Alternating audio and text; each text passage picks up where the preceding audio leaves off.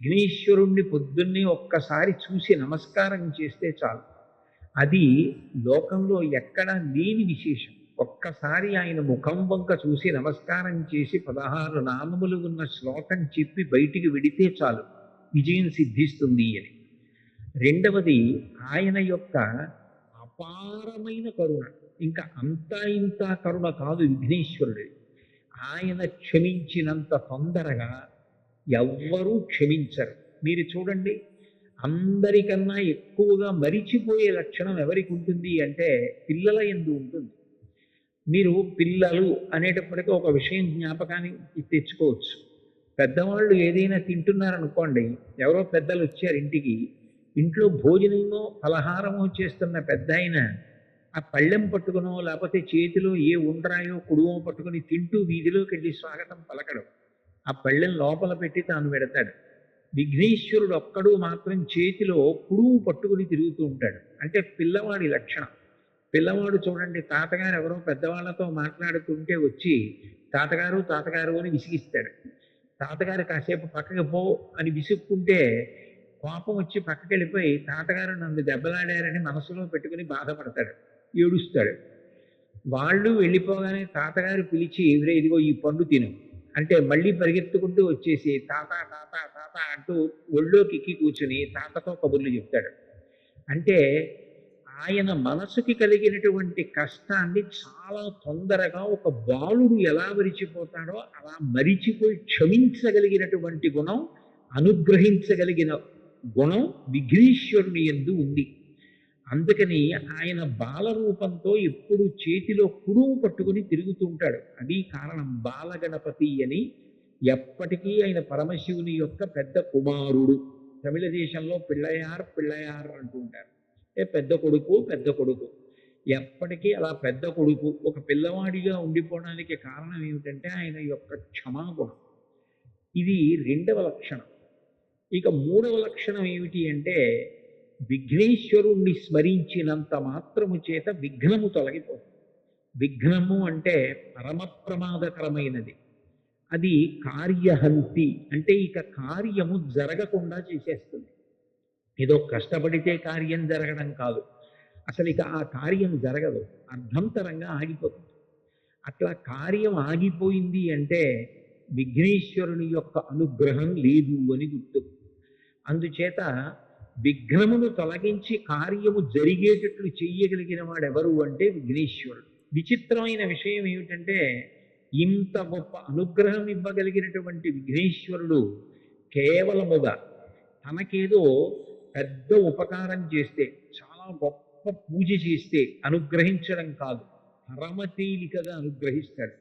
ఎంత తేలికగా అనుగ్రహిస్తాడు అంటే 4 గరికపోచలు తీసుకొచ్చి ఆయన పాదముల మీద సమర్పించినంత మాత్రం చేత ఆయన ప్రసన్నుడైపోతాడు. అందుకే ఎక్కడా లేని రీతిలో ఈ గరికతోటి విఘ్నేశ్వరుడికి పూజ, అంటే ఆయన యొక్క సౌలభ్యాన్ని ఆ పూజ తెలియచేస్తుంది. అటువంటి విఘ్నేశ్వరుడి పూజ మీరు గమనిస్తే మీకు ఒక విచిత్రం కనపడుతుంది. శ్రీరామ నవమి ఉందనుకోండి, చైత్రమాసంలో శుక్లపక్షంలో వచ్చే నవమి శ్రీరామ నవమి. కృష్ణాష్టమి ఉందనుకోండి, శ్రావణ మాసంలో కృష్ణపక్షంలో అష్టమి నాడు వచ్చేటటువంటిది కృష్ణాష్టమి. మాస శివరాత్రి ఉందనుకోండి, ప్రతి నెల కృష్ణపక్షంలో వచ్చే చతుర్దశి మాస శివరాత్రి. శుక్లపక్షంలోనైనా వస్తుంది, కృష్ణపక్షంలోనైనా వస్తుంది. పౌర్ణమి అమ్మవారికి అత్యంత పూజకి యోగ్యమైనటువంటి తిథి, అది నెలలో ఒక్కమారు వస్తుంది. కానీ విఘ్నేశ్వరుడికి సంబంధించినటువంటి పూజ శుక్లపక్షంలోనూ కృష్ణపక్షంలోనూ 2 సార్లు వస్తుంది. శుక్లపక్షంలో వచ్చేటటువంటి 4వ తిథి ఏదైతే ఉందో ఆ చతుర్థి విఘ్నేశ్వరుడి యొక్క పూజకి ఉద్దేశింపబడింది. వరసిద్ధి వినాయక వ్రతకల్పము అని భాద్రపద మాసంలో శుక్లపక్షంలో చతుర్థి తిథి నాడు చేస్తారు. మళ్ళీ సంకటహర చతుర్థి అని కృష్ణపక్షంలో వచ్చేటటువంటి చతుర్థి అంటే 4వ తిథి నాడు చేస్తారు. విచిత్రం ఏమిటంటే శుక్లపక్షంలో వచ్చే 4వ తిథి నాడు విఘ్నేశ్వరుడికి వ్రతం, కృష్ణపక్షంలో వచ్చేటటువంటి 4వ తిథి నాడు కూడా విఘ్నేశ్వరుడికి వ్రతం. ఈ రెండూ కూడా విఘ్నేశ్వర సంబంధమైన వ్రతాలే.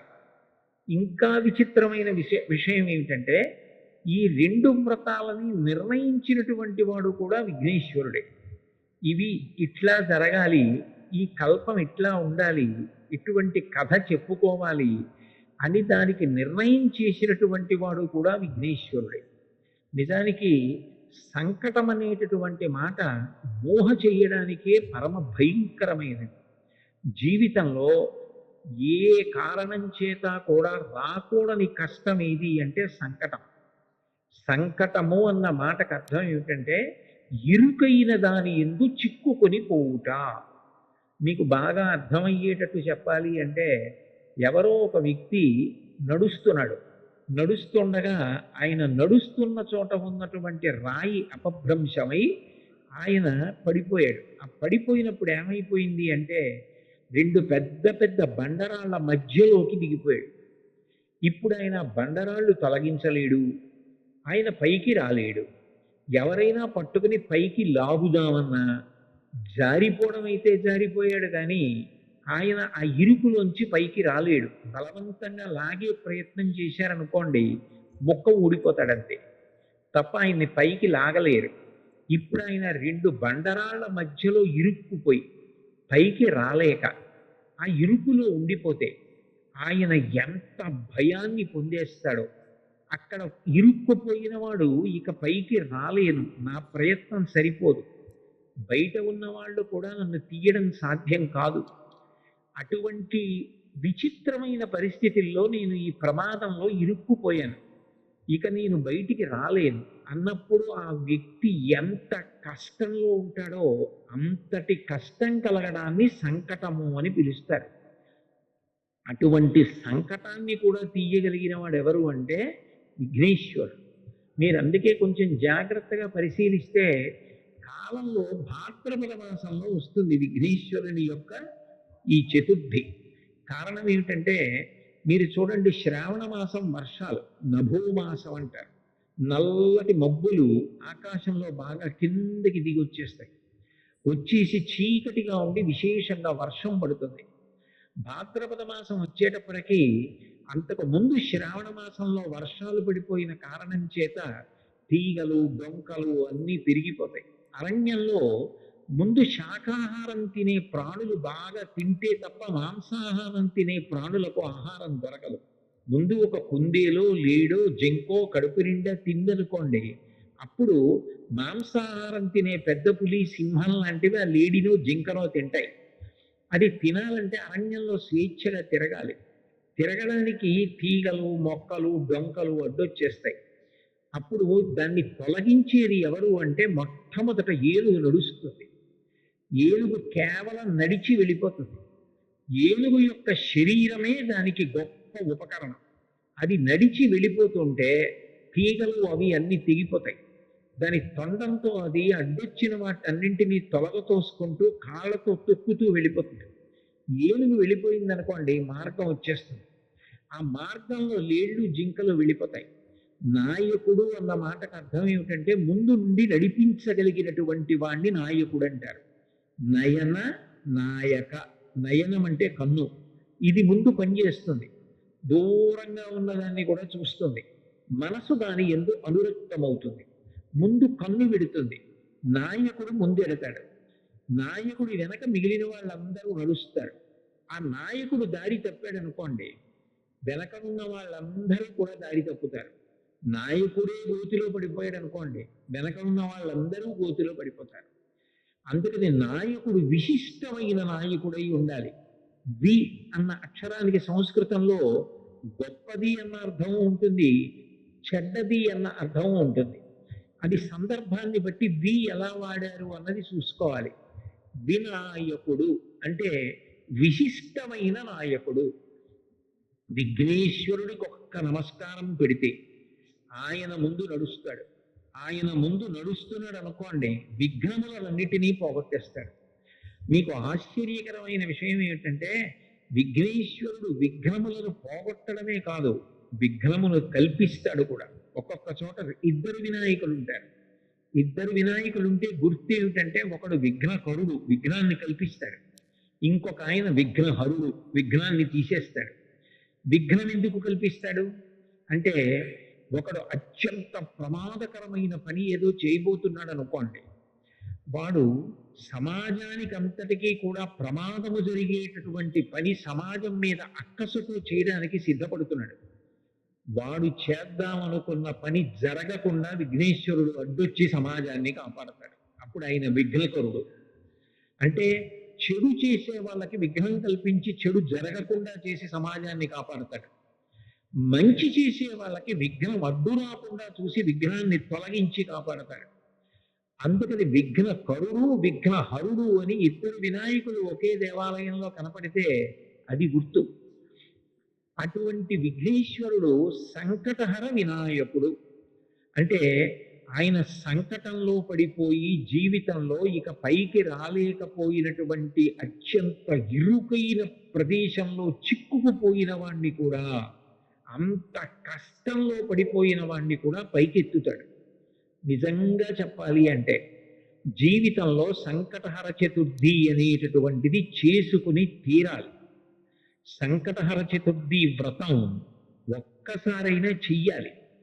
నేనైతే ఏం చెప్తానంటే వ్యక్తిగతంగా సాధ్యమైనంత వరకు సంకటహర చతుర్థి వ్రతాన్ని ప్రతివారు సంవత్సరంలో ఒకసారైనా చేసుకోవడం అలవాటు చేసుకోవాలి. నేను ఎందుకు ఈ మాట అంటున్నానంటే వేదవ్యాసుడు దేవీ భాగవతం చేస్తూ ఒక మాట అంటాడు, కాలో హి బలవాన్ కర్త సతతం సుఖదుఃఖయో నరాణం పరతంత్రాణం పుణ్య పాపానుయోగత. భగవంతుడు మనకు ఒక సుఖాన్ని ఇస్తే మన పుణ్యాన్ని అడ్డుపెట్టిస్తాడు, మనకి దుఃఖాన్ని ఇస్తే మనం చేసిన పాపాన్ని అడ్డుపెట్టిస్తాడు. నేను చేసిన పుణ్యమేదో నాకేం తెలుసు, నేను చేసిన పాపమేదో నాకేం తెలుసు, అనుభవంలోకి వచ్చేశాక తెలుస్తుంది. అది అనుభవంలోకి వచ్చేసి సంకటం ఏర్పడిపోయిన తరువాత పరుగులు తీసే కన్నా అటువంటి సంకట స్థితి రాకుండా ముందే సంకటహర చతుర్థి వ్రతాన్ని చేసుకున్నారనుకోండి, శాస్త్రం మీద నమ్మకం ఉండడమే శ్రద్ధ అని పిలువబడుతుంది. దాని వలన వచ్చే ఇబ్బంది ఏముంది? పెద్దలు చెప్పారు, శాస్త్రాలు చెప్పాయి, పురాణాలు చెప్పాయి, ఆ సంకటహర చతుర్థి వ్రతం చేసుకుంటున్నాం. ఈ సంకటహర చతుర్థి వ్రతం అనేటటువంటిది పరమ ప్రఖ్యాతి వహించింది. మనకి సంకటం కలగకుండా ఉండడం కోసం తాను సంకటమునందు కృష్ణ పరమాత్మ ఇరుక్కుని చతుర్థి వ్రతాన్ని చేసి ఆ వ్రతం చేసిన కారణం చేత సంకటం నుంచి ఎలా పైకి రావచ్చో లోకానికి నిరూపించాడు. విశేషం ఏమిటంటే ఇందులో మేనమామ మేనల్లుడి యొక్క పాత్ర గొప్పది. మేనమామ కృష్ణ పరమాత్మ, ఎందుకనంటే పార్వతీదేవి యొక్క సోదరుడు కదూ నారాయణ నారాయణి. నారాయణుని చెల్లెలు నారాయణి పార్వతీదేవి, పార్వతీదేవి పెద్ద కుమారుడు విఘ్నేశ్వరుడు. కాబట్టి మేనమామ ఎవరు? నారాయణ కృష్ణ పరమాత్మ, పరిపూర్ణావతారం. పరిపూర్ణావతారం అంటే అన్ని అవతారముల తేజస్సు ఆయనలోకి వెళ్ళిపోతుంది. అంతటి పరిపూర్ణావతారమైన కృష్ణావతారం సంకట స్థితిలో పడినటువంటి స్థితి నుండి బయటికి వచ్చినటువంటి విధానం ఏదో అదే సంకటహర చతుర్థి. అయితే విశేషం ఏమిటంటే సంకటహర చతుర్థి కానీ శుక్లపక్షంలో భాద్రపద మాసం వరసిద్ధి వినాయక వ్రతం కానీ విఘ్నేశ్వరుడే ప్రవేశపెట్టి ఉండడం. నిజానికి పరాశర మహర్షి కృతమైనటువంటి విష్ణు పురాణంలో ఉన్న ఒక శ్లోకాన్ని చదువుకున్నా చాలు అని విఘ్నేశ్వరుడు ఆనతిచ్చాడు. కారణం ఏమిటంటే నిజానికి శమంతకోపాఖ్యానం అనేటటువంటి కథ జ్ఞాపకం పెట్టుకోవడం చాలా చాలా కష్టమైనటువంటి కథ. అది మీరు ఒకసారి విన్నారనుకోండి, మీకు బాగా జ్ఞాపకం ఉండిపోయింది అనుకోండి, చాలా సంతోషకరమైన విషయం. కానీ అంత తేలికగా జ్ఞాపకం ఉండిపోవడం సాధ్యం కాదు. కొంచెం మలుపులు అట్లా తిరిగిపోతుంది. అందుకని విఘ్నేశ్వరుడు ఎంత దయామయుడంటే మీరు ఈ కథంతా యథాతథంగా చెప్పుకోలేకపోతే ఒక్క శ్లోకాన్ని చదవండి చాలు, మీరు శమంతకోపాఖ్యానం చెప్పుకున్నట్లుగా నేను అనుగ్రహిస్తాను అన్నాడు. ఇప్పుడు నేను ఆ శమంతకోపాఖ్యానము వలన ఈ భాద్రపద శుక్లపక్షంలో వచ్చే చతుర్థి వ్రతం ఎలా వచ్చింది, కృష్ణపక్షంలో వచ్చేటటువంటి చతుర్థి సంకటహర చతుర్థి ఎలా వచ్చింది అన్న విషయాల గురించి మాట్లాడడానికి ప్రయత్నం చేస్తాను. పూర్వం యదువంశంలో నిఘ్నుడు అనే ఒక మహారాజు గారు ఉండేవారు. ఆయనకి ఇద్దరు కుమారులు, సత్రాజిత్తు, ప్రసేనుడు. ఆ సత్రాజిత్తు సూర్య భగవానుడిని ఆరాధన చేశాడు. ఆరాధన చేసినప్పుడు సూర్య భగవానుడు ప్రత్యక్షమయ్యాడు. ప్రత్యక్షంగా కంటికి కనపడేటటువంటి పరబ్రహ్మ స్వరూపం సూర్య భగవానుడు. సృష్టికర్త, స్థితికర్త, ప్రళయకర్త ముగ్గురు కలిసిపోయి ఒక వెలుగుల ముద్ద అయిపోయి కనపడితే ఈ కంటితో చూడడానికి వీలైనటువంటి పరబ్రహ్మ స్వరూపం సూర్య భగవానుడు. అందుకే తిక్కన గారి భారతంలో నీరజాకరములు నిష్ఠయై చేసిన భవ్యత పంబు ఫలమనంగా దినసముఖాకి నందిత చక్రయుగ్మకంబులయనురాగం పొబ్రోవనంగా హరిహర బ్రహ్మ మహానుభావంబులొక్కటింకాక కరగిన గట్టి అనగా అతుల వేదత్రయ లతికాచయము పెనుగొందన్ పుట్టెడు మూల కందమనగా అఖిల జగముల కంజర ఎగుతు జన సమాజ కరపుట హృదయ సరోజములకు ముకుళనంబును జృంభణంబును నర్చి భానుబింబంబు పూర్వాగ్రిపై విలింగే అంటారు. హరి హర బ్రహ్మ మహానుభావంబులొక్కటింకాక కరగిన గట్టి అనగా సృష్టికర్త, స్థితికర్త, ప్రళయకర్త ముగ్గురు కలిసి పరబ్రహ్మముగా ఈ కంటితో చూడడానికి వీలైన కాంతిపుంజంగా ఆకాశంలో ప్రకాశిస్తే అదే సూర్యనారాయణమూర్తి. ఆ సూర్యుణ్ణి ఉపాసన చేశాడు సత్రాజిత్తు. ఉపాసన చేస్తే సూర్య భగవానుడు ప్రత్యక్షమయ్యాడు. ఒక రూపంతో భూమి మీదకి దిగొస్తే ప్రత్యక్షమయ్యాడు అంటారు. ఈ కంటితో చూడడానికి వీలుగా తన తేజస్సుని తగ్గించుకుని వస్తాడు భగవంతుడు. అట్లా వచ్చాడు. వస్తే స్తుతి చేసినటువంటి సత్రాజిత్తు సూర్యనారాయణమూర్తి యొక్క మెడలో ఉన్నటువంటి శమంతకమణిని అడిగాడు. అడిగితే సూర్య భగవానుడు అన్నాడు, ఈ శమంతకమణిని ఇవ్వడానికి నాకు అభ్యంతరం లేదు, నేను నీకు ఇస్తాను. కానీ ఈ శమంతకమణి వలన కొన్ని ప్రయోజనాలు ఉన్నాయి, కొన్ని ప్రమాదాలు ఉన్నాయి. ఈ శమంతకమణి రోజుకి విశేషంగా బంగారాన్ని ఇస్తుంది, బారువుల బంగారం ఇస్తుంది. అంత బంగారం ఒక వ్యక్తి దగ్గర పెరిగిపోతే లోకకంటకుడవుతాడు. అంటే లోకమంతా కూడా ఆయన్ని నిందిస్తుంది, అంత డబ్బు ఉందని అసూయ చేత. అది ఒకటే ప్రమాదం. రెండవది, ఈ శమంతకమణి ఎవరు మెడలో వేసుకున్నారో వారు ఎప్పుడూ బాహ్యమునందు ఆంతరమునందు శౌచంతో ఉండాలి. అంటే మూత్ర విసర్జన చేసిన, శరీరంలోంచి ఏదైనా మలం బయటికి వెళ్ళినా వెంటనే కాళ్ళు చేతులు కడుక్కుని ఆచమనం చేయాలి, స్నానం చేయాలి. లోపల దుర్మార్గమైన ఆలోచనలు రాకూడదు. అటువంటివి కానీ వచ్చి ఈ మణిని మెడలో ధరిస్తే అది ఎవరు మెడలో వేసుకున్నారో వాళ్ళని సంహరిస్తుంది, వాళ్ళు చనిపోతారు. కాబట్టి ఈ మణి వలన ప్రయోజనము ఉంది, ప్రమాదము ఉంది. ఈ మణి ఎక్కడ ఉంటుందో అక్కడ దుర్భిక్షం ఉండదు, కరువు ఉండదు, కాటకం ఉండదు, అనారోగ్యం ఉండదు, ప్రమాదకరమైన వ్యాధులు ఉండవు. ఇవన్నీ శమంతకమణి ఉన్న చోట ఉండే లక్షణాలు. శమంతకమణి ధరించిన వ్యక్తి బాహ్యాభ్యంతర శౌచాన్ని పొంది ఉండకపోతే మాత్రం ఆ వ్యక్తి మరణిస్తాడు అని చెప్పి సూర్య భగవానుడు శమంతకమణిని సత్రాజిత్తుకి ఇచ్చాడు. సత్రాజిత్తు సంతోషంగా ఆ మణిని మెడలో వేసుకుని నగర వీధులలో వస్తున్నాడు. ద్వారకానగర పౌరులందరూ కూడా ఆ సత్రాజిత్తుని చూసి ఎంత తేజస్సుతో వెలిగిపోతున్నాడో, బహుశా ఎవరో దేవత వస్తున్నాడు కృష్ణ పరమాత్మ దర్శనానికి అనుకొని పరిగెత్తికెళ్ళి కృష్ణుడికి చెప్పారు. కృష్ణుడికి తెలియని విషయం ఏముంటుంది, సర్వజ్ఞుడు. సూర్యనారాయణమూర్తి నుండి వరంగా శమంతకమణిని సత్రాజిత్తు పొందాడు అన్న విషయాన్ని గ్రహించి సత్రాజిత్తుని సభకి పిలిపించి, వ్యక్తి ఐశ్వర్యవంతుడైపోయి ప్రభుత్వం పేదదైపోతే అర్థం లేని విషయం అయిపోతుంది. ఈ శమంతకమణి నీ దగ్గర ఉంటే, బారువుల బంగారం నీ దగ్గర పెరిగిపోతే ఉపయోగం ఏముంది? ఇది మహారాజు దగ్గర ఉంటే ఈ బంగారం దేశక్షేమానికి వినియోగించవచ్చు. కాబట్టి ఆ శమంతకమణిని మహారాజుకి ఇమ్మని అడిగాడు. కృష్ణ పరమాత్మ యొక్క తత్వాన్ని మీరు పరిశీలిస్తే ఆయన దయాసముద్రుడు, ఆయన పరమాత్మ, ఆయనకి స్వార్థం, ఆయనకి అవన్నీ తీసుకుని దాచుకుందామన్న అవసరం ఆయనకి ఎందుకుంటుంది? లక్ష్మీదేవికి పతి ఆయన, లక్ష్మీదేవికే భర్త అయిన పరమాత్మ ఇవన్నీ నాకు కావాలని కోరుకోవలసిన అవసరం ఏముంది? ప్రజాక్షేమము కొరకు అడిగాడు ఆయన. కానీ సత్రాజిత్తు ఇవ్వకపోగా ఈ కృష్ణ పరమాత్మకి బాల్యం నుంచి కూడా నవనీత చోరుడు అని ఒక పేరుంది, ఈ శమంతకమణిని అపహరిస్తాడేమో అని భయపడి తన దగ్గర పెట్టుకోవడం మానేశాడు. అంటే ఆంతరమునందు శౌచము పోయింది, భగవంతుడికి వ్యతిరేకమైన ఆలోచన వచ్చింది, స్వార్థం పెరిగిపోయింది, ప్రభువు దగ్గర ఉండవలసినది తన దగ్గరే ఉండాలని కోరిక పెరిగింది. ఇదంతా కూడా ఆంతర శౌచం పోవడానికి కారణమైంది. తన దగ్గర ఉంటే ప్రమాదం జరుగుతుందేమో అని తన తమ్ముడు ప్రసేనజిత్తుకి ఇచ్చి ఇది నువ్వు మెడలో వేసుకు తిరిగన్నాడు. ప్రసేనజిత్తు మెడలో వేసుకు తిరుగుతూ ఉండేవాడు. ఒక రోజున ప్రసేనజిత్తు వేటకి బయలుదేరాడు. బయలుదేరి వేటకి వెళ్ళినప్పుడు అనుకోకుండా ఆయనతో పాటు కృష్ణ పరమాత్మ కూడా వెళ్ళాడు, అనేక మంది పౌరులు కూడా వెళ్ళారు. అరణ్యంలో క్రూర మృగాల్ని వేటాడుతున్నారు. సమయం తెలియలేదు. వేట అనేటటువంటిది తమకంతో కూడుకున్నది.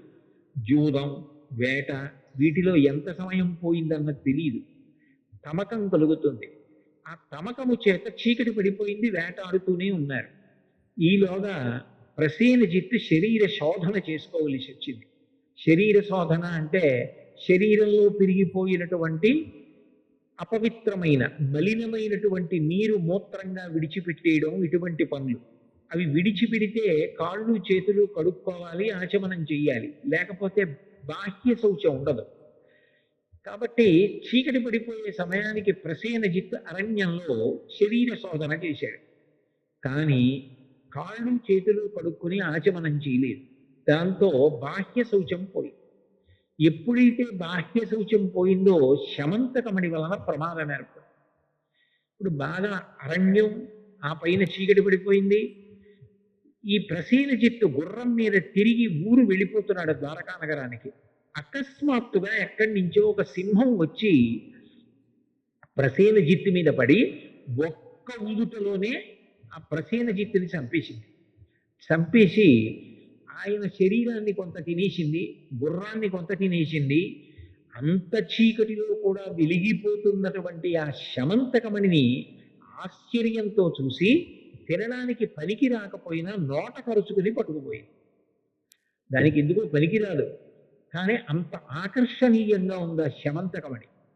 అంత చీకట్లో కూడా వెలిగిపోతోంది, నీవుతో నోట కరుచుకుని పోయింది. చీకటి పడిపోయింది, ప్రసేనజిత్తు కనపడలేదు, అందరూ ఇంటికి వెళ్ళిపోయారు. వెంటనే సత్రాజిత్ అన్నాడు, ఈ శమంతకమణిని కృష్ణ పరమాత్మ అడిగాడు, నేను ఇవ్వనన్నాను. ఈయనకి బాల్యం నుంచి నవనీత చౌర్యం అవి అలవాటు ఉన్నాయి, నేను ఇవ్వలేదని చీకటి పడిన తరువాత బహుశः ఈయనే నా తమ్ముడి దగ్గర శమంతకమణిని అపహరించి ఉంటాడు అన్నాడు. అనేటప్పటికి అపవాదం వచ్చింది కృష్ణ పరమాత్మ. లోకం ఎలా ఉంటుందంటే ఇవాళ పొగిడితే అందరూ పొగుడుతారు. ఎవడో ఏదో ఆధారం లేకుండా ఓ మాట అన్నాడు అనుకోండి, పూర్వాపరాలు విచారించకుండా అందరూ రాళ్ళు విసురుతారు. అది లోకానికి ఉండేటటువంటి లక్షణం. అందరూ కృష్ణ పరమాత్మ దొంగ దొంగ ప్రసేనజిత్తు దగ్గర శమంతకమణిని అపహరించాడన్నారు. ఆయన వచ్చిన అపనింద పోగొట్టుకోవడానికి మరునాడు అరణ్యంలోకి వెళ్ళాడు. వెళ్ళి వెతికితే ఒక చోట ప్రసేనజిత్తు యొక్క కళేబరం శవం కనపడింది. అప్పటికే దాన్ని కొంత భాగం సింహం తినేసింది, గుర్రాన్ని తినేసింది, శమంతకమణి కనపడలేదు.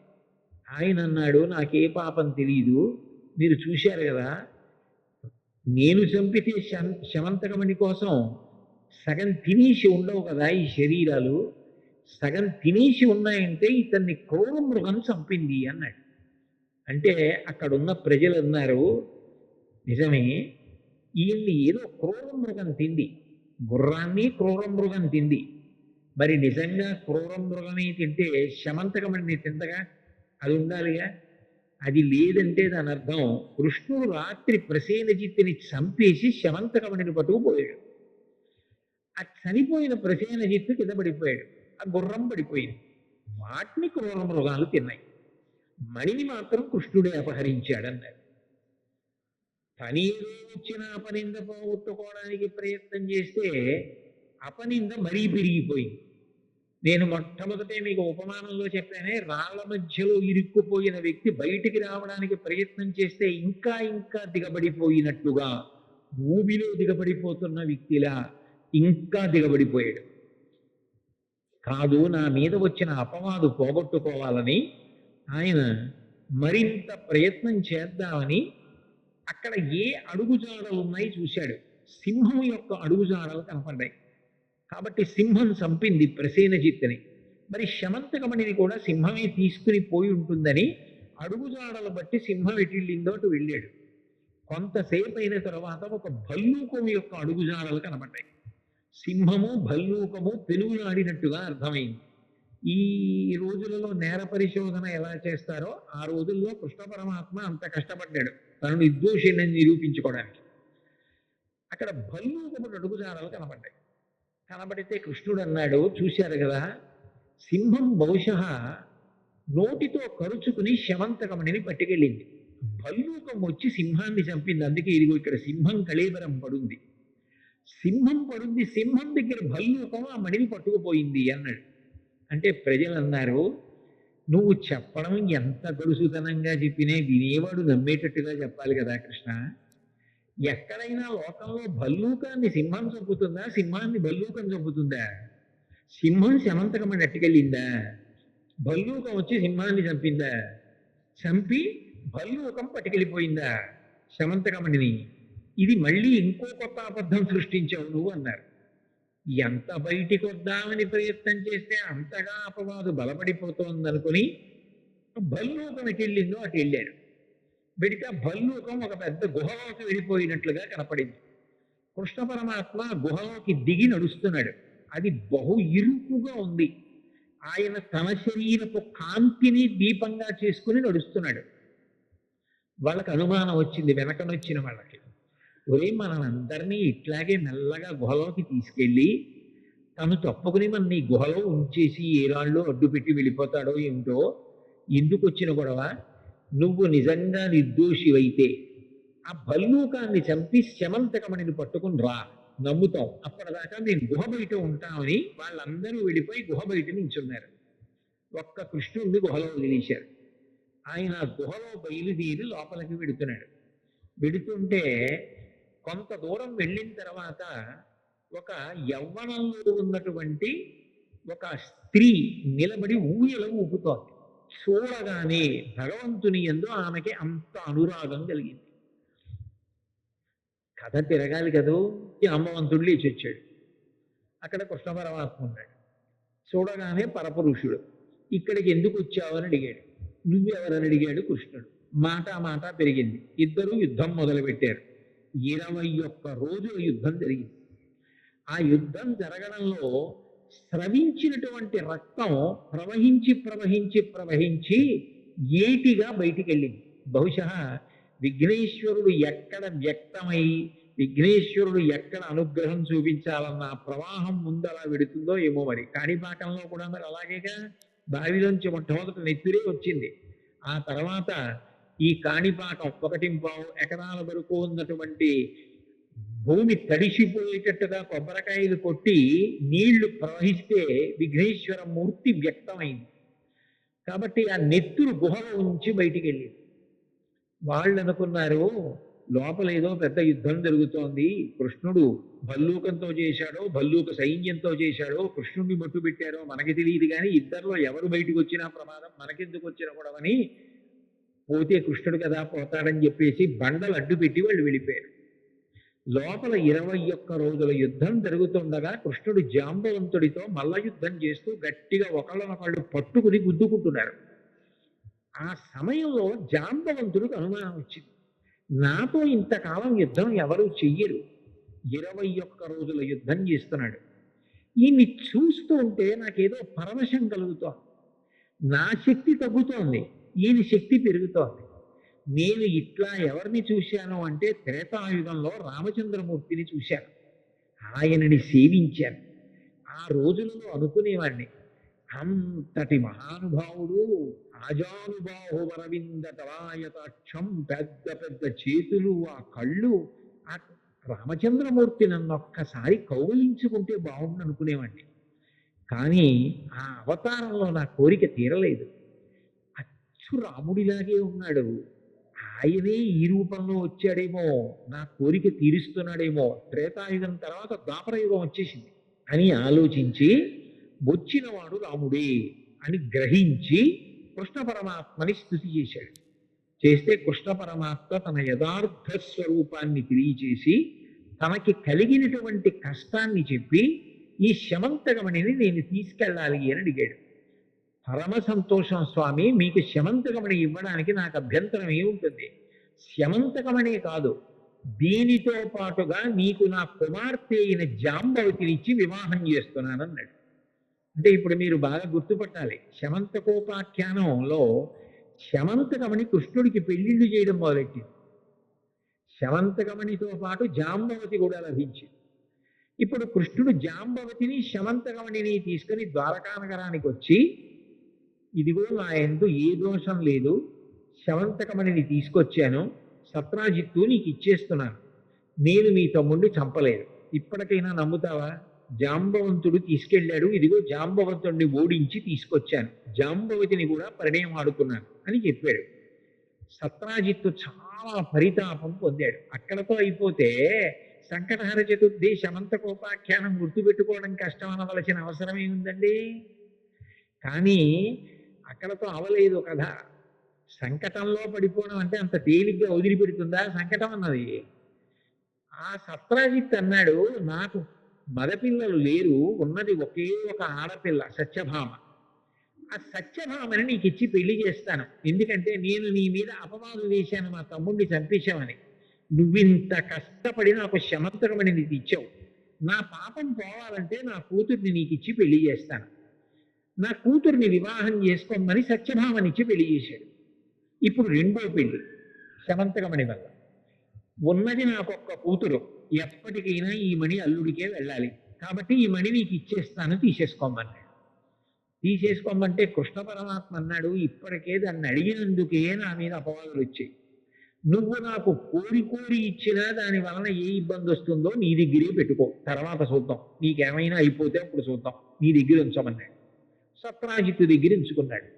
అక్కడ వరకు కథ బాగుంది కదా, కొంతవరకు గుర్తుపెట్టుకోవచ్చు. కానీ ఇబ్బంది ఎక్కడ వచ్చిందంటే, ఆ కాలంలో అక్రూరుడు, కృతవర్మ, శతధన్వుడు అని ముగ్గురు ఉండేవారు. అక్రూరుడు మహాభక్తుడు, మీరు అక్రూరుడు గురించి వినుంటారు. కంస సంహారానికి భాగవతంలో బలరామకృష్ణుడిని తీసుకెళ్ళింది అక్రూరుడి. అంతటి మహాభక్తుడు అక్రూరుడు. అటువంటి అక్రూరుడు, కృతవర్మ, శతధన్వుడు, వీళ్ళు ముగ్గురు సత్రాజిత్తుని సత్యభామనిచ్చి పెళ్లి చెయ్యమని అడుగుతుండేవాడు. అడిగితే సత్రాజిత్ అనేవాడు, ఇంకా నిర్ణయించుకోలేదు, మీ ముగ్గురులో ఎవరికో ఒకళ్ళకి ఇచ్చి వివాహం చేస్తానంటూ ఉండేవాడు. అకస్మాత్తుగా ఈ సంఘటన జరిగి ఎప్పుడైతే శమంతకమణిని కృష్ణ పరమాత్మ తీసుకొచ్చి ఇచ్చేశాడో, అంత కష్టపడ్డాడో అపవాదు నుంచి బయటపడడానికి, బాధపడినటువంటి సత్రాజిత్తు సత్యభామని కృష్ణ పరమాత్మకి ఇచ్చి వివాహం చేశాడు. దాంతో వాళ్ళ ముగ్గురికి కోపం బయలుదేరి, మాకిస్తానన్న సత్యభామని ఇవ్వకుండా కృష్ణుడికి ఇచ్చాడు అని అవకాశం కోసం ఎదురు చూస్తున్నారు. ఒకానొకప్పుడు పాండవుల్ని లక్క ఇంట్లో పెట్టి కాల్చేశారు అని చెప్పి వాళ్ళు దగ్ధమైపోయారని వార్త బయలుదేరింది. ఆయనకి తెలియదా కృష్ణ పరమాత్మకి వాళ్ళు బ్రతికున్నారని తెలుసు. కానీ ధృతరాష్ట్రుణ్ణి ఏదో సేద తీర్చడానికి, పరామర్శించడానికి వెళ్ళినట్టుగా హస్తినాపురానికి వెళ్ళాడు. ఇదే అవకాశం, కృష్ణుడు లేడు ఊళ్ళో, ఇప్పుడే సత్రాజిత్తు మీద ప్రతీకారం తీర్చుకోవాలని అక్రూరుడు, కృతవర్మ, శతధన్వుడు ముగ్గురు సత్రాజిత్తు ఇంట్లోకి ప్రవేశించి ఆ శమంతకమణిని అపహరించారు. అపహరించిన తర్వాత ఈ శతధన్వుడు అన్నాయని ఇంకొంచెం దూరం వెళ్ళి ఆ సత్రాజిత్తుని సంహరించేశాడు. చంపేసి ముగ్గురు కలిసి పారిపోతున్నారు. భక్తి అన్నది ఒక్కొక్కసారి ఉద్ధాన పతనానికి లోనవుతూ ఉంటుంది. అప్పుడప్పుడు కష్టం వచ్చినప్పుడు ఏమిటి దేవుణ్ణి పట్టుకున్నాను నాకేమొచ్చిందని ఆ భక్తి పోతూ ఉంటుంది, మళ్ళీ నిలబడుతూ ఉంటుంది. అక్రూరుడు తప్పు మనకి ఎందుకు ఈ పనులు, అసలు ఎందుకు ఇట్లాంటి పని చేశానో, కృష్ణ పరమాత్మకి సత్యభామ దక్కితే నేను ఎందుకు అసూయపడాలని బాధపడ్డాడు. శతధన్వుడు తొందరపడి మరి సత్రాజిత్తుని కూడా చంపేశాడు. ఈలోగా మళ్ళీ కృష్ణుడు వచ్చేస్తున్నాడని కబురు అందింది. మామగారు చనిపోయాడని కబురు వెళ్ళింది కృష్ణుడికి. వెనక్కి వస్తున్నాడు. వస్తే చంపేస్తాడేమో అని భయపడి ఆ శమంతకమణిని తీసుకొచ్చి అక్రూరుడి దగ్గర పడేసి, నువ్వు భక్తుడివి, నిన్నైతే ఏం చేయడు, నీ దగ్గర దాచుకో అని చెప్పి శతధన్వుడు మంచి వేగంగా వెళ్ళిపోగలిగిన గుర్రం ఎక్కి పారిపోతున్నాడు. కృష్ణుడు అని వచ్చాడు. సత్రాజిత్తుని ఎవరు చంపారని భోగట్టా చేశాడు. చేస్తే శతధన్వుడు చంపేశాడని తెలిసింది. వెళ్ళి అన్నగారు బలరాముణ్ణి కూడా రథం మీద ఎక్కించుకొని ఆ శతధన్వుణ్ణి వెంబడించాడు. ఆయన గుర్రం మీద వెళ్ళి వెళ్ళి వెళ్ళి పారిపోతుంటే గుర్రం బడలిపోయి పడిపోయి మరణించింది. ఈ శతధన్వుడు వెనక కృష్ణుడు వచ్చేస్తున్నాడన్న భయంతో పరిగెత్తుకుంటూ చెట్ల మధ్య నుంచి వెళ్ళిపోతున్నాడు. రథం ఎలా వెడుతుంది? మనిషి వెళ్ళినట్టుగా రథం వెళ్ళలేదుగా చెట్ల మధ్య. అందుకని కృష్ణుడు అన్నాడు రథం దిగి, అన్నయ్య నువ్వు రథంలో కూర్చో, నేను వెళ్ళి శతధన్వుణ్ణి శిక్ష వేసి ఆ శమంతకమణిని తీసుకొస్తానని చెప్పి అన్నగారిని బలరాముడి రథంలో కూర్చోబెట్టి తాను పరిగెత్తుకుంటూ వెళ్ళి శతధన్వుడిని పట్టుకుంటే శతధన్వుడితో యుద్ధం జరగడంలో శతధన్వుడిని సంహరించి ఒళ్ళంతా వెతికాడు. శమంతకమణి కనపడలేదు. ఆయన అక్రూరుడి దగ్గర పెట్టేశాడు. అక్రూరుడు ఇంతటి మహానుభావుడు కృష్ణ పరమాత్మకి ముఖం ఎలా చూపిస్తానని ఆ ఊళ్ళో ఉండకుండా కాశీ వెళ్ళిపోయాడు.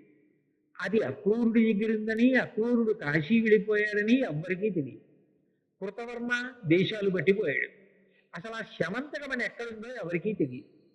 శతధన్వుడి దగ్గర దొరకలేదు. కృష్ణ పరమాత్మ తిరిగి వచ్చి రథంలో కూర్చున్న బలరాముడితో చెప్పాడు, అన్నయ్య అన్నయ్య, ఆ శతధన్వుడిని సంహరించాను, ఒళ్ళంతా వెతికాను, కానీ ఎక్కడ శమంతకమణి లేదన్నయ్యా అన్నాడు.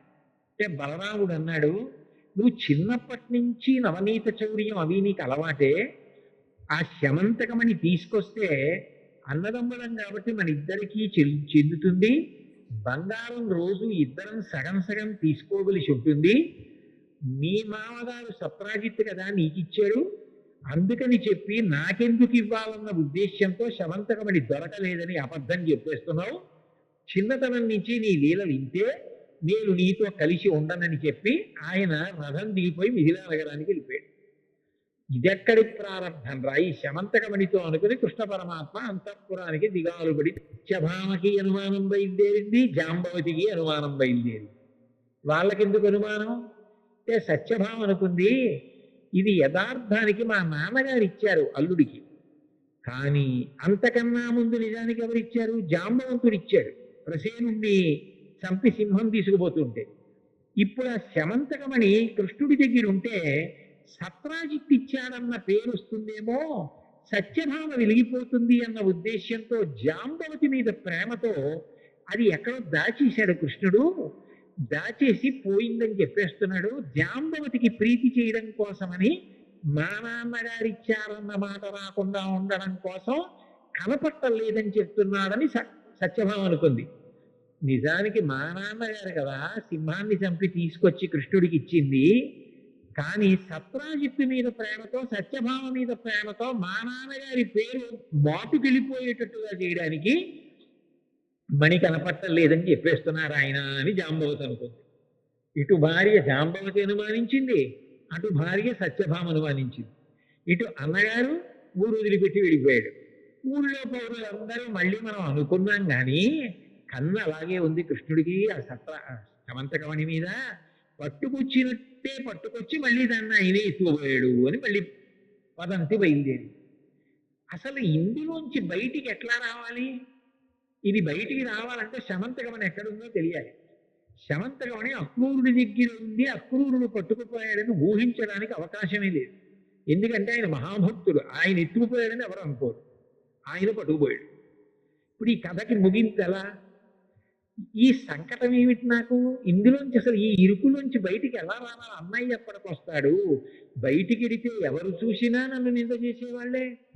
అంటే సంకటం అన్నది వస్తే ఎంత భయంకరంగా ఉంటుందో, అన్నం తిననివ్వదు, నీళ్లు తాగనివ్వదు, పడుకోనివ్వదు, తనవారు కూడా తనని అనుమానిస్తారు. అది ఎంత భయంకరంగా ఉంటుందో మనం అనుభవిస్తే తట్టుకోలేమని దయాళు అయినటువంటి కృష్ణ పరమాత్మ అనుభవించి చూపించాడు మనకి. అప్పుడు ఆయన ఆలోచన చేస్తూ బాధతో కూర్చున్నాడు అంతఃపురంలో. ఎలా నేను ఈ సంకటం నుంచి బయటికి వస్తాను, ఎలా పోతుంది నాకు ఈ అపవాదని. అసలు ఇంతకీ ఈ కథలో ఇప్పటి వరకు మీకు ఎక్కడైనా వినాయకుడు కానీ చంద్రుడు కానీ కనపడ్డాడా? ఇప్పటి వరకు కనపడరు. శమంతకోపాఖ్యానం అదో పెద్ద చలనచిత్రం. శమంతకోపాఖ్యానం చిత్రం ఏంటంటే, అప్పుడు నారద మహర్షి వచ్చి కృష్ణ నువ్వు బెంగ పెట్టుకోకు, నువ్వు ఏ రోజున ప్రసీన జిత్తుతో కలిసి వేటకి వెళ్ళావో జ్ఞాపకం తెచ్చుకో అన్నారు. ఆయన బాగా జ్ఞాపకం తెచ్చుకొని గుర్తొచ్చింది, భాద్రపద మాసంలో శుక్లపక్షంలో చతుర్థి తిథి నాడు వెళ్ళాను. అదే నీ కొంప ముంచేసి. ఆ రోజు చీకటి పడిన తరువాత నువ్వు ప్రసేనుడితో పాటుగా తిరిగి వస్తున్నప్పుడు తల ఎత్తి చంద్రబింబాన్ని చూశావు. చంద్రబింబాన్ని చూసిన కారణం చేత నీకు అపనిందలు రావాలి. అందుకని అపనిందలన్నీ వచ్చాయి. అందుకని ఇంత సంకటంలో పడిపోయావు. అంటే ఏమీ తెలియని వాడిలా కృష్ణుడు అన్నాడు, చవితి నాడు చంద్రుణ్ణి చూస్తే అపనిందలు ఎందుకు వస్తాయి అని అడిగాడు. అడిగితే దానికి ఒక కథ ఉందని కథలో కథ. అప్పుడు నారదుడు చెప్పాడు, భాద్రపద శుక్ల చతుర్థి నాడు వినాయక స్వామి వారి యొక్క ఆవిర్భావం, వరసిద్ధి వినాయకుడు అంటారు. మీరు చూడండి, వర శబ్దం వేశారనుకోండి, ఇక ఇది అది అని లేదు, ఏదైనా అని దాని లక్షణం. శ్రేష్టమైన, అధికమైన అని. చూడండి, శ్రీ సూక్తం చిట్ట చివరిలో లక్ష్మీదేవి అనుగ్రహాన్ని చెప్తుంది మంత్రం. 6 లక్ష్ముల్ని చెప్తుంది వేదం. సిద్ధలక్ష్మీర్ మోక్షలక్ష్మీర్ జయలక్ష్మీ సరస్వతి శ్రీలక్ష్మీర్ వరలక్ష్మీశ్చ ప్రసన్నా మమ సర్వదా అంటుంది. 6వది వరలక్ష్మి. వర అంటే శ్రేష్టమైన, ఇక అది ఇది అని లేదు, ఏదైనా ఇవ్వగలిగిన స్వరూపం. అదే శ్రావణ మాసంలో చేసేటటువంటి వరలక్ష్మి వ్రతం. అటువంటి వరసిద్ధి వినాయక, ఏదైనా ఇవ్వగలిగినటువంటి గొప్ప శక్తివంతుడుగా విఘ్నేశ్వరుడు ఆవిర్భవించాడు. అలా ఇవ్వాలంటే ఏం చేయాలి? మనలో తప్పులు చూడటం మొదలెట్టాడు అనుకోండి, ఇవ్వలేడు. ఆయన పిల్లవాడిగా, అంటే నేను మొట్టమొదటి ప్రసంగంలో చెప్పానే, పిల్లవాడి మనస్తత్వం ఎలా ఉంటుందో అంతగా తప్పులను మరిచిపోగలిగిన ప్రేమైక మూర్తిగా అవతార స్వీకారం చేశాడు భాద్రపద శుక్ల చవితి నాడు. ఆయన పరబ్రహ్మంకి అవతారం ఉంటుంది కాబట్టి ఆవిర్భావ దినోత్సవం వరసిద్ధి వినాయకుడిగా వచ్చాడు. ఆయన తల్లిగారి పెట్టిన పదార్థాలన్నీ తిని, నేను ఎప్పుడూ చిన్న పిల్లవాడిలా ఉంటాను, లోకంలో ఉండి అందరినీ అనుగ్రహిస్తాను, మీ తప్పులు మరిచిపోతూ ఉంటాను అని చెప్పడానికి ఆ కుడుములు ఉండ్రాళ్ళు చేత పట్టుకుని నడిచి వెడుతున్నాడు. చంద్రుడు ఆకాశంలోంచి చూశాడు. చూసి ఆయన అనుకున్నాడు, ఎంత వికారంగా ఉన్నాడు ఈ పిల్లాడు, ఏనుగు ముఖం, ఒకటే దంతం, పెద్ద బొజ్జ, పొట్టి కాళ్ళు, బరుగుజ్జు స్వరూపం అని అనుకుని పెద్ద నవ్వు నవ్వాడు. చంద్రుడికి ఎందుకు విఘ్నేశ్వరుడిని చూస్తే అంత నవ్వు వచ్చిందంటే, లోకంలో ఎవరైనా చాలా అందంగా ఉన్నారనుకోండి, వెంటనే చంద్రుడి లాంటి ముఖం ఉన్నవాళ్ళు అని వర్ణిస్తారు. చంద్రముఖి అని మనకి వర్ణన కనపడుతుంటుంది, నా ముఖము బింబము వలె ఉన్నది అని. చంద్రుడు అంటే అందగాడు అని లోకంలో ఒక ప్రఖ్యాతి. అయితే నిజానికి బాహ్యంగా చాలా అందంగా ఉంటాడేమో కానీ చంద్రుడు, ఆయన ప్రవర్తన యందు దోషాలు ఉన్నాయి. దోషాలు ఉండబట్టే కదా కళలు పెరగడం తరగడం మామగారి శాపం ఇచ్చాడు. అలాగే గురువు గారి విషయంలో కూడా దోషం ఉందని కదా చంద్రుడి గురించి లోకంలో ప్రఖ్యాతి. నడవడి విషయంలో అందరినీ అనుగ్రహించడంలో విఘ్నేశ్వరుడు గొప్పవాడు. కేవలంగా బాహ్యంలో అందంగా ఉండేవాడు చంద్రుడు. నిజానికి ప్రవర్తనలో అనుగ్రహించడంలో విఘ్నేశ్వరుడు ఎక్కడ, చంద్రుడు ఎక్కడ? పిల్లవాడి రూపంలో ఉండి నేను అందరినీ క్షమిస్తాను, నా విశాల హృదయం ఇటువంటిదని చెప్పడానికి వినాయకుడు పిల్లవాడిగా వెడుతుంటే ఆయన్ని చూసి పక నవ్వాడు. వెంటనే వినాయకుడు ఆలోచించి, ఓహో నీకు అందం ఎందుకు వచ్చింది? పరబ్రహ్మమైనటువంటి నేను అనుగ్రహించబట్టి. నీకు ఆ విషయం జ్ఞాపకం లేదు. నేను అందగాణ్ణి అన్న అహంకారంతో నన్ను చూసి వికటంగా నవ్వావు. మనిషికి ఏదైనా ఉండొచ్చు, అహంకారం, స్వార్థం, ఈ రెండు మనిషిని వృద్ధిలోకి రానివ్వవు. ప్రతిదానికి స్వార్థమే. ఎప్పుడూ ఒళ్ళు కందకూడదు, బట్ట నలగకూడదు, ఏ పని చేయకూడదు. అట్లా బ్రతికేద్దామని అనుకోవడం తప్పు కదా. ఒళ్ళు నలగాలి, చెమట పట్టాలి, సమాజం కోసం కష్టపడాలి, ఏదో ఒక పని చెయ్యాలి. ఏమీ చెయ్యకుండా కూర్చుంటానంటే దాని వలన ఎలా శ్రేయస్సు కలుగుతుంది? అది మంచి పద్ధతి కానే కాదు. కాబట్టి నీకు అహంకారం కలిగింది, స్వార్థం ఉన్నది, ఈ రెండు నీకున్నాయి. కాబట్టి దీనికి విరుగుడు నీకు శాపం ఇస్తున్నాను. అందరూ నిన్ను చూసి అబ్బా చంద్రబింబం, అబ్బా చంద్రబింబం అంటారది కదా నీకు అహంకారం. ఇవాళ నుంచి నిన్ను ఎవరైనా చూస్తే లోకంలో వాళ్ళకి అపనిందలు వస్తాయి అని శపించాడు విఘ్నేశ్వరుడు. వెంటనే లోకంలో ఉన్న వాళ్ళందరూ ఈ వార్త తెలిసింది. చంద్రబింబం కనపడింది అనుకోండి, భాద్రపద శుక్ల చవితి నాడు కాదు, ఎప్పుడైనా సరే చంద్రబింబం కనపడింది అనుకోండి, అపవాదులు వస్తాయి. అయ్య బాబోయ్ అని చీకటి పడేటప్పటికీ చంద్రుణ్ణి చూడడం మానేశారు. అందరూ ఉత్తరీయాలు అడ్డు పెట్టుకుని ఈ చంద్రుడు ఒకడు ఆకాశంలో కనపడతాడో ఏమిటో బాబాయ్ అపవాదులు వస్తాయని నింద చేయడం మొదలెట్టారు. లోకానికి పోకడది. చీకటి పడకముందే పని పూర్తి చేసుకోండి, బయటికి వెడితే ఆయనోడు ఆకాశంలో అందం మొదలెట్టారు.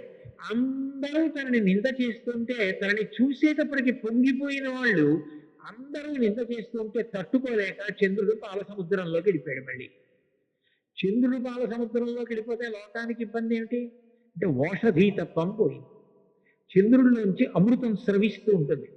ఆ పాతాళ నభస్థలాంత భువన బ్రహ్మాండమా విస్ఫుర జ్యోతిస్ఫాటికలింగమౌళి విలసత్పూర్ణేందువంతామృతై అస్తోకప్లుతమేకమీశమనిశం రుద్రానువాకాన్ జపం ధ్యాయే దీప్సిత సిద్ధయే ధ్రువపదం విప్రోభిషించేచ్చివం బ్రహ్మాండ వ్యాప్త దేహాభసిత శివరుచాభాసమానా భుజంగై కంఠే కాళాః కపద్దాః కలిత శిశలాశ్చండ కుదండ హస్తాః త్రక్షా రుద్రాక్షమాలా సరళితోపుషశాంభవా మూర్తిభేదాః రుద్రాస్త్రీ రుద్రసూక్త ప్రకృత విభవాన ప్రయచ్చస్తు సౌఖ్యం అంటారు కదా. రుద్రాధ్యాయంలో శివలింగానికి అభిషేకం చేసే ముందు ప్రార్థన అది. ఆ చంద్రుడిలోంచి అమృతం పడుతూ ఉంటుంది, ఆయన కిరణములలోంచి అమృతం స్రవిస్తుంది. అది గింజల మీద పడింది అనుకోండి, పంట పండినప్పుడు ఎన్నేళ్లు దాచినా మళ్ళీ మీరు ధాన్యం పట్టుకెళ్ళి భూమిలో చల్లితే అందులోంచి మొక్క వస్తుంది. ఒక్క మొక్క వస్తే, కౌంట్ వస్తే ఇంత ధాన్యం వస్తుంది. అమృతతత్వం పోయిందనుకోండి, ఇక మళ్ళీ ఆ గింజ వేస్తే మొక్క రాదు. చంద్రకిరణములు లేకపోతే అమృతత్వం ఉండదు, ఓషధులు ఉండవు. ఓషధీతత్వం లేకపోతే అన్నం ఎలా దొరుకుతుంది? మళ్ళీ మళ్ళీ పంట ఎలా పండుతుంది? లోకం గగ్గోలు పెట్టి బ్రహ్మగారి దగ్గరికి వెళ్ళింది. ఏ ఇబ్బంది వచ్చినా దేవతలు కానీ మనుష్యులు కానీ బ్రహ్మగారి దగ్గరికి వెళ్తారు. అందరూ కలిసి బ్రహ్మగారి దగ్గరికి వెళ్ళారు. వెడితే బ్రహ్మగారు అన్నారు, ఇది విఘ్నేశ్వర శాపం చంద్రుడికి. ఆయన విఘ్నేశ్వరుణ్ణి చూసి వికటంగా నవ్వాడు, అహంకారంతో స్వార్థంతో శపించాడు విఘ్నేశ్వరుడు. నిన్ను చూస్తే అపనిందలు వస్తాయని. ఆయన తీయాల శాపం, ఆయన పరబ్రహ్మం, నేను తీయకూడదు. కాబట్టి మీరు విఘ్నేశ్వరుడి దగ్గరికి వెళ్ళండి అన్నాడు. దేవతలు మనుష్యులు అందరూ బ్రహ్మగారి విఘ్నేశ్వరుడి దగ్గరికి వెళ్ళి ప్రార్థన చేశారు. ప్రార్థన చేస్తే దయాళువు కదూ, అందుకని వెంటనే విఘ్నేశ్వరుడు అన్నాడు, అయితే నా శాపాన్ని నేను బాగా తగ్గించేస్తున్నాను. ఒక్క భాద్రపద మాసంలో వచ్చినటువంటి శుక్లపక్ష చవితి నాడు నన్ను చూసి చంద్రుడు నవ్వాడు కాబట్టి ఆ ఒక్క రోజు చంద్రుణ్ణి చూడకూడదు. ఆ ఒక్క రోజు చంద్రుణ్ణి చూస్తే మాత్రం అపవాదులు సంకట స్థితి ఏర్పడి తీరుతుంది. మిగిలిన రోజుల్లో చంద్రుణ్ణి చూసినా పర్వాలేదు అనేటప్పటికీ ఈ వార్త పట్టుకెళ్ళి బాలసముద్రంలో చంద్రుడికి చెప్పారు. అమ్మయ్యా, విఘ్నేశ్వరుడు నాకు శాపాన్ని విముక్తి చేశాడు, ఇంకెప్పుడు నా జన్మలో అహంకారం జోలికి పోను, స్వార్థం జోలికి పోను. ఎందుకు పనికొస్తుంది వాక్యంలో అందం, విఘ్నేశ్వరుడిలా ఉండాలి మనిషి అని తెలుసుకుని చంద్రుడు చెంపలేసుకుని బయట వచ్చాడు. విఘ్నేశ్వరుడు ఎంత దయాళు అంటే ఆయన చంద్రుడు తప్పు తెలుసుకున్నాడని పొంగిపోయి నృత్యం చేశాడు. ఎవరైనా నృత్యం చేయడానికి వచ్చారనుకోండి, వాళ్ళు చాలా విపరీతమైన లావుగా పొట్టిగా ఉన్నారనుకోండి, వాళ్ళు నృత్యం చేస్తే నవ్వుతారు. నృత్యం చేయాలంటే ఏదో సన్నగా శరీరం దానికి సహకరించేటట్టుగా అందంగా ఉంటే నృత్యం చేస్తే బాగుంటుంది. అంతేగాని విఘ్నేశ్వరుడు నృత్యం చేయడం ఏమిటి అంటే, ఆయన అవతలవాడు తన తప్పు తెలుసుకుంటే సంతోషాన్ని పట్టలేకపోయాడు, పట్టలేక నృత్యం చేశాడు. చంద్రుడు వచ్చి క్షమాపణ అడిగాడని కాదు, చంద్రుడు తప్పు తెలుసుకున్నాడు చాలు. ఎవడి తప్పు వాడు తెలుసుకుంటే చాలు. నృత్యం చేస్తే నృత్య గణపతి స్వరూపం వచ్చింది. అప్పుడు చంద్రుడు వచ్చి మళ్ళీ ఆకాశంలోకి ఎక్కాడు, మళ్ళీ ఓషధీతత్వం వచ్చింది. మళ్ళీ వెనక్కి రండి. నారదుడు ఈ విషయం చెప్పి కృష్ణ పరమాత్మకే, కృష్ణ భాద్రపద శుక్ల చవితి నాడు నువ్వు ప్రసేనుడితో కలిసి వేటకి వెళ్ళి చీకటి పడ్డాక చంద్రబింబాన్ని చూసావు, అందుకని వచ్చింది ఈ సంకట స్థితి. ఇది పోవాలి అంటే నువ్వు కూడా మళ్ళీ విఘ్నేశ్వరుడి యొక్క వ్రతం చెయ్యాలి. మళ్ళీ నువ్వు కూడా భాద్రపద శుక్లపక్షంలో చవితి నాడు వచ్చేటటువంటి విఘ్నేశ్వరుడి యొక్క వ్రతం చేస్తే ఆయన యొక్క అనుగ్రహానికి పాత్రుడవైతే నీకు వచ్చినటువంటి అపనింద తొలగిపోతుంది. లేకపోతే నిన్ను ఈ అపనింద ఇట్లాగే వెంటాడుతుంటుంది, ఈ సంకట స్థితి నీకు ఇట్లాగే కొనసాగుతుంది. అంటే కృష్ణ పరమాత్మ అంతటి వాడు భాద్రపద మాసంలో శుక్లపక్షంలో వచ్చేటటువంటి చవితి నాడు వినాయకుడిని ప్రార్థన చేస్తే ఈ వ్రతాన్ని ఇట్లా చెయ్యమని చెప్పినవాడు విఘ్నేశ్వరుడు. నువ్వు ఎలా పూజ చేశావో అట్లా పూజ చేసి నువ్వు కష్టంలోంచి బయటకు రావడానికి ఎంత కష్టపడ్డావో ఇతివృత్తమైనటువంటి ఈ శమంతకోపాఖ్యానం కథంతా చెప్పుకుని అక్షతలు వేసుకుంటే నన్ను చూసినా కూడా ఇబ్బంది రాదు.